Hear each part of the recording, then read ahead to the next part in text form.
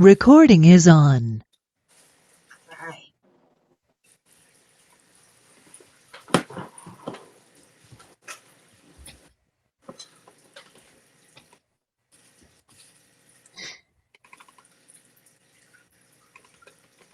Ah, come on, PowerPoint. I had the one I wanted.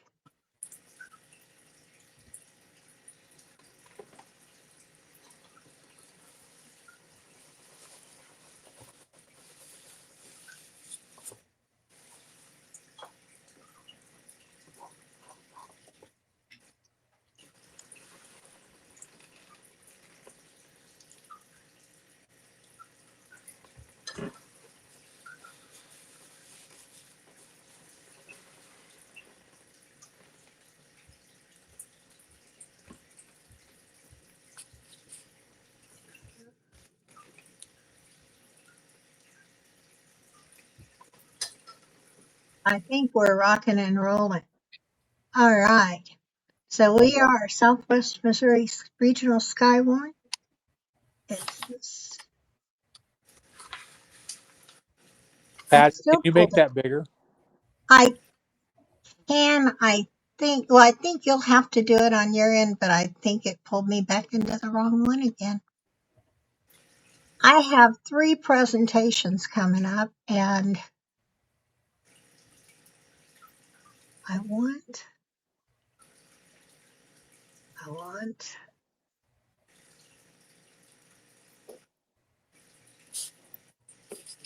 that's this one.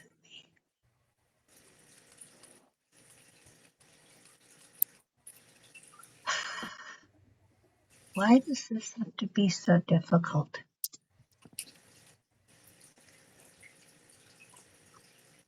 I knew that you had plans tonight. If you want to hear God laugh, tell him your plans, right, Eric? Exactly. Ladies. Okay, I got it. It quit hiding.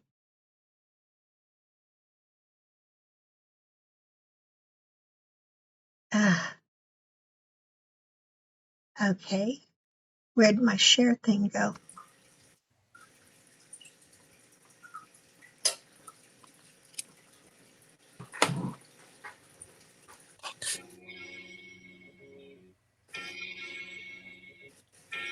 Now I've got, maybe that's the right one.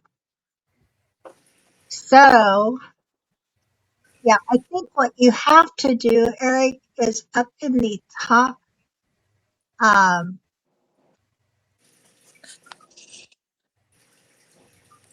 the bottom, it says toggle tile view.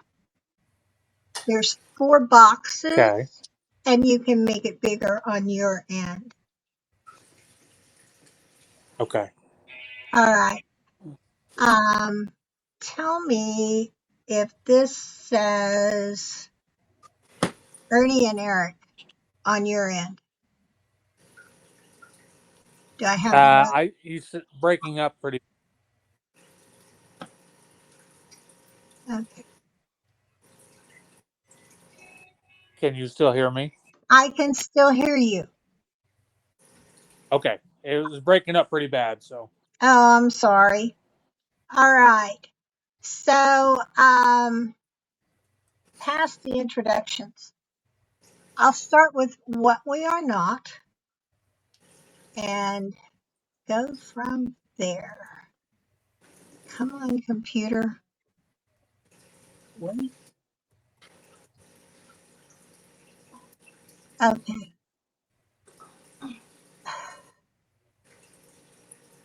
The pictures are not in it.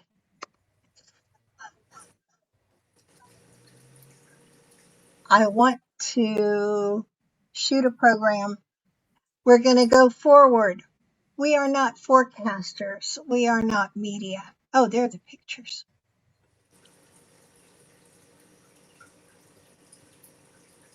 We are guessers. We are also not, by legal definition, emergency services. We are not police, fire, medical personnel, MoDOT, other agencies that might be considered emergency services. Therefore, when we are on the road mobile, as many of us do, we have to follow the rules for um, for regular drivers. We can't, for example, it's not advised to park on the side of the road. If you can pull off, it's best. Um, we can't use red and blue lights. We have to use amber and white. Um, we are definitely mobile at times. We are not CBers. Amateur radio is called a gentleman's sport. Foul language is not allowed on the radio, and there are people who slip. We all do. We're human. But if somebody gets on there blurting out profanities, that can be reported to the FCC. That is against our rules, and you'll find that out as you are studying. Use of the radio for business purposes is not allowed. If you're a DoorDasher and you're using your amateur radio to conduct business, that is absolutely illegal. There are business frequencies for that. Abusive language toward others is another one. All of these can result in hefty fines and possible loss of equipment enforced by the FCC. Another thing is intentional interruption of an emergency services net. We had somebody doing that last Friday, and we were ready to hunt him down last night. We can fox hunt. We are taught to transmitter hunt. We find them and we turn them in. What we are volunteers. Picture of some of our net controls. You'll see Franklin and Jean and Billy on there. Hey, Patty. Yeah. I don't know if everybody else's, but the presentation froze up on mine. Mine too. Same. On any other, Uh-oh. It's we're still working. It's not. working fine on my end. Do you want me to continue to record? Please. Okay. We are public citizens with a common interest in weather. We call ourselves weather hobbyists. In addition, we are amateur radio operators with a penchant for helping others. What we do, we volunteer with the National Weather Service as net controls, local or regional. We are mobile or stationary spotters. Many people spot from their home, and that's great. We are social media posters. We also are spotter trainers. As I'm hoping to see all of you in April, where I will be doing that.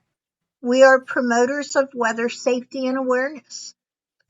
We constantly train and prepare for the next storm system. We are part of a huge network, and you'll notice in here that some of those other agencies are a part of who we are in integrated warning services, fire, police, emergency management, amateur radio, the public, and the media. We're all a part of a huge network of people who serve, pardon me, to get watches and warnings out to the public. You're here looking for information, and I'm going to try to provide some of that. Question: how do I get started in amateur radio? And I'm sorry your screens are frozen. I've got a great picture of Lewis here. So to get started, you study for and take the technician class exam. I'll address that more as we go. You'll obtain equipment and tune and test it. You'll practice your equipment by checking into weekly nets. And the reason for that is to make sure it's working and it doesn't fail on you when you go out to get started. You also want to get some signal reports from others.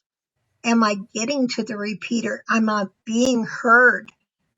Um, any net that and chat amongst yourselves. Get on the repeaters when there's not severe weather. I encourage LASS to maybe start their own net. Get on there and chat with each other. But if you check into a net, the net controls the boss. So you listen to the net control and follow their directions before speaking. Use the equipment to talk to others. It's great. I used to use my radio more than I use my phone. I have a list here of, and you might want to write these down since you can't screenshot, where to study for and possibly take the technician test. When you're ready,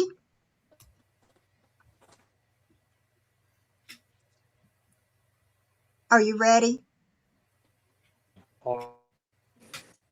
Give me just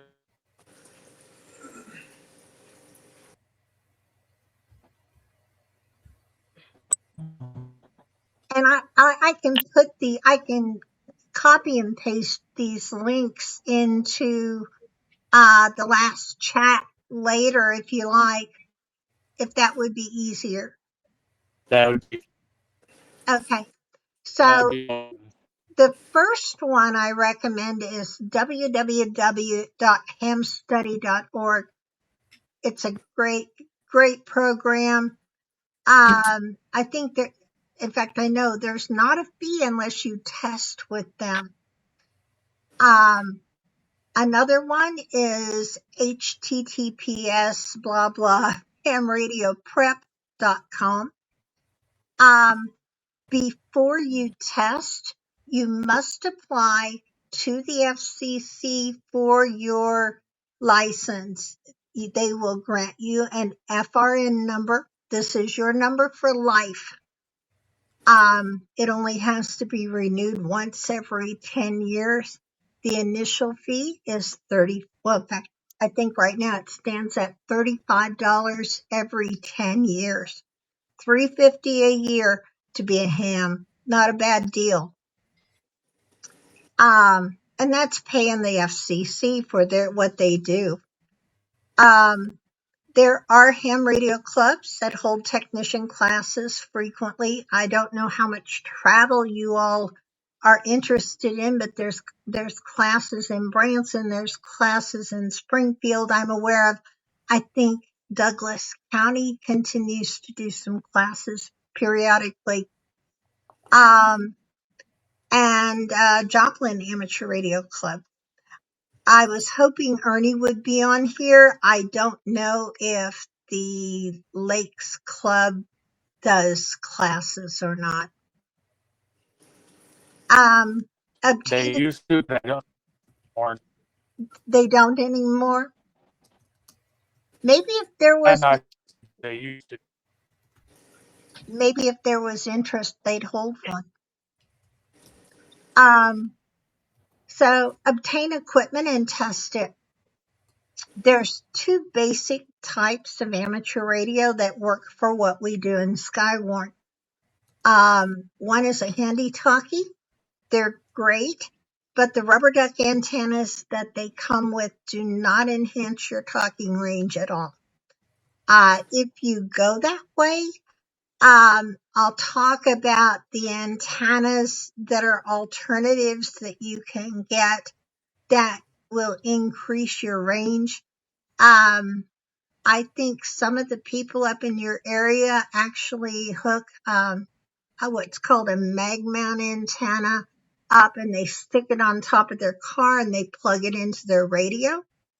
Those are I've done that myself, and you get an external mic that you can clip on. And so you're just reaching up, pushing a button. You're not having to hold the radio while you're in the car driving. Great way to go. If you get hooked in the hobby like I do, you go on to a mobile base unit. They're very versatile. They have higher power and can be mounted in your vehicle, so you're not having to scrounge around finding the radio and making sure it's been charged, etc., like you would with a handheld. The one I actually have a picture here of the unit I have, and it's got a removable head. The radio itself is hidden, and the faceplate is on a mount between the seats. I can turn it and see what frequency I'm on. So when you review the video, I have a picture here of an antenna that can go directly on a handheld. I also have a picture of a mag mount antenna. And mag mounts are great for mobile use. Make sure that the connector that you get will fit your radio. There will be two types of connectors for handhelds, and that will be BNC or SMA. Make sure that the mag mount antenna that you get has that, or have Ernie hook it up for you so that you can use that directly with your handheld. I talked some about the microphones already. The great thing about amateur radio equipment, unlike a cell phone that's built to die in 3 years, they're built to last.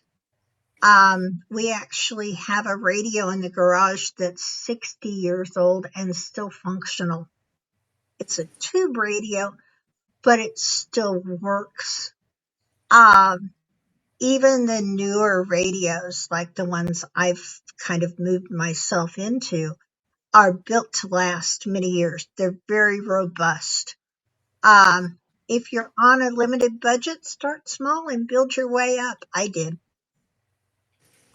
I have a slide here that says go big or go home.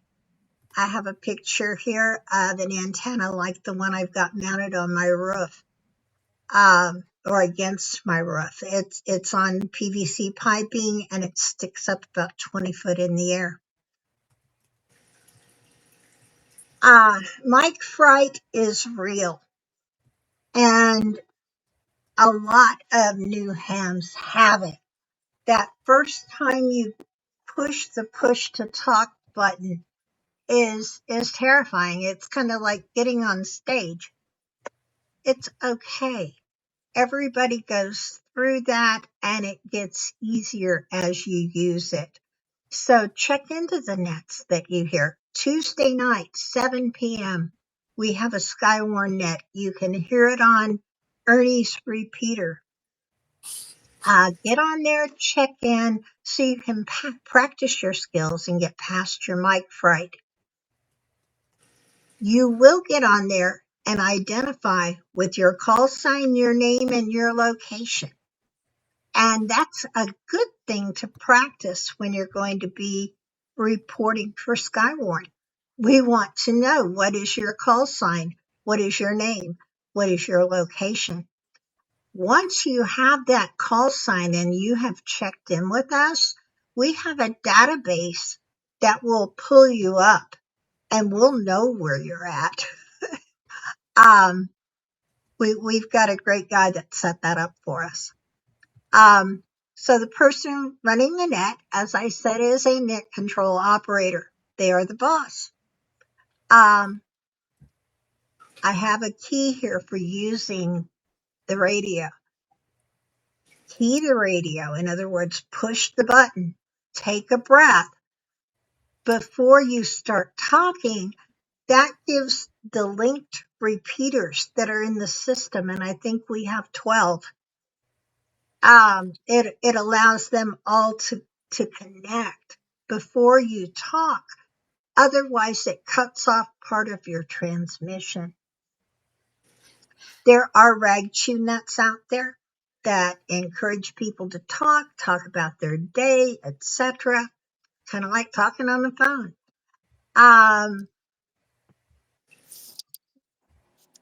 Controlled nets like we use in Skywarn follow the same basics. Push the key, breathe, and talk, identify yourself, and wait for the net control to acknowledge you. In other words, net control, please acknowledge KD0AEL. That's my call sign. I wait for them to call me to let me know it's okay to talk in a controlled net. If you are reporting severe weather or damage, wait to provide that information until a net control has engaged. That's hard. When you're out there and you see a tornado, I'm not going to say tornado on the ground. They are on the ground. When you see a tornado, your heart is racing, the blood is pulsing to your ears, and you want to scream it to the world, tornado. But please wait until the net control has engaged with you. They are going to have some questions. My number one rule for everybody is safety. And this goes for you guys up at the lake now. There is what's called Spotter Chaser Safety acronym. It's called ACES. ACES. Awareness, communication, escape routes, and safety zones. This is important to know. Your situational awareness. Where am I? What way is the storm moving? Who do I have to relay information to? Does somebody know where I am? If I'm moving, do they know I'm moved? Know your escape routes. Know your area that you're spotting in.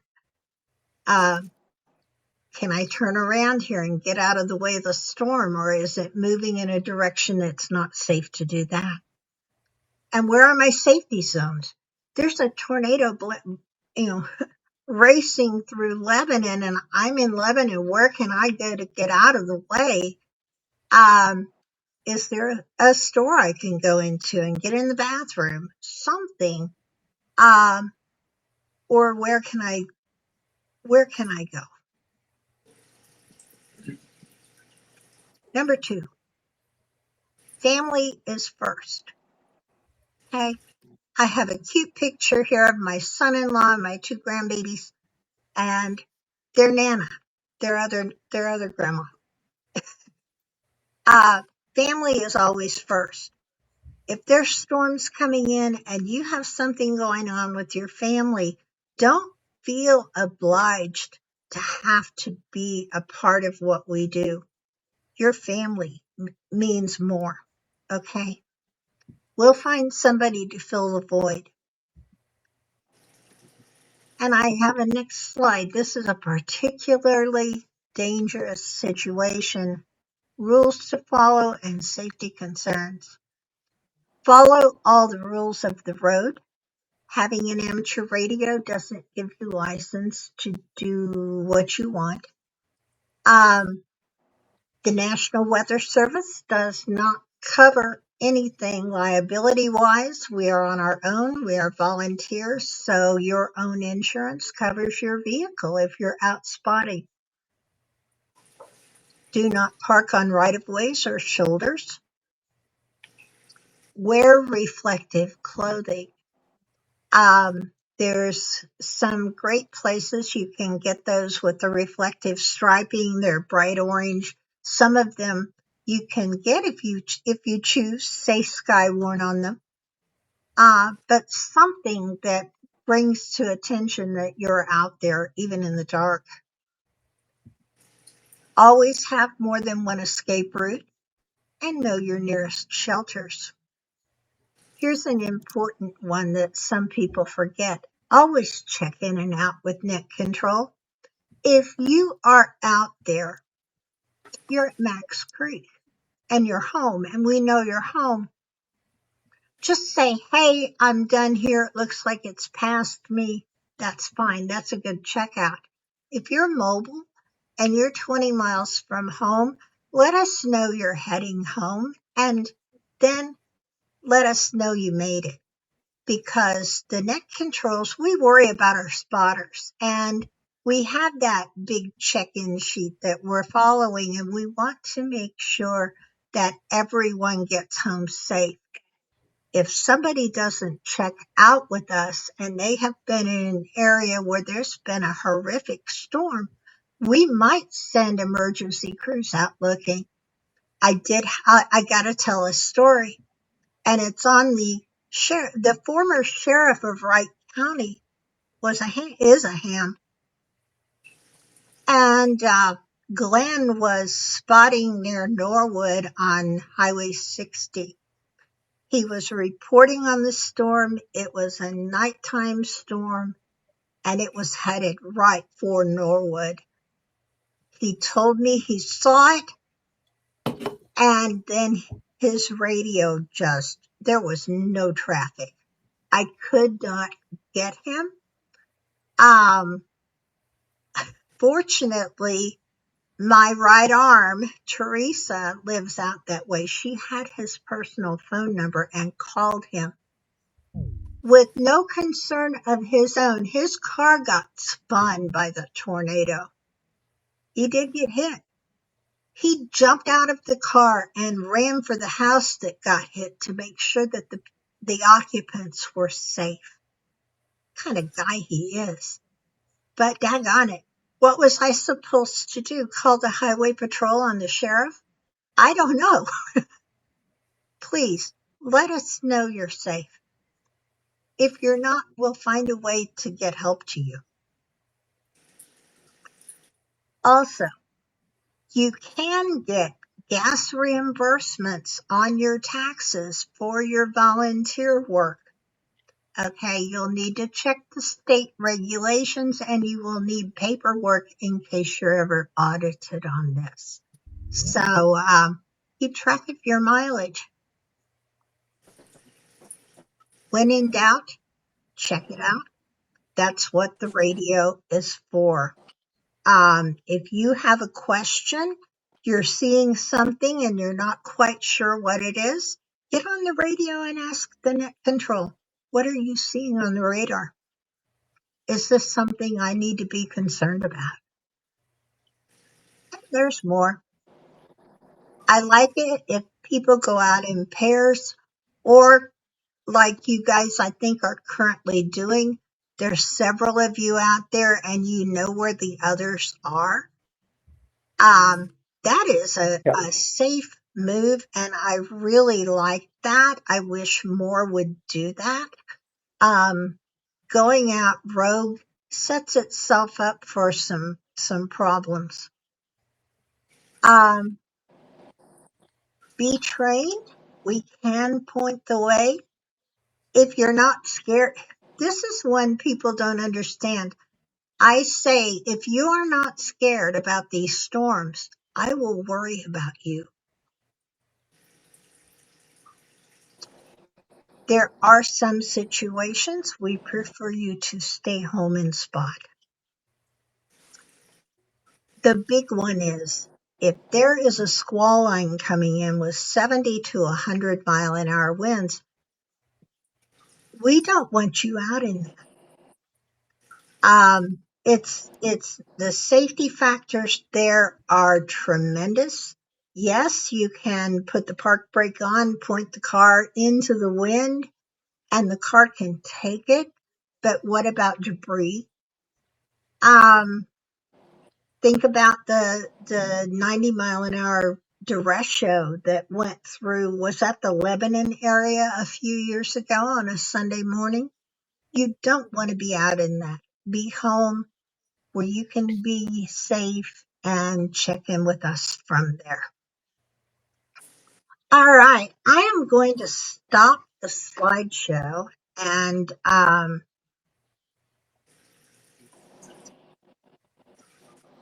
if it will let me, and stop sharing my screen. And I'm going to stop the recording.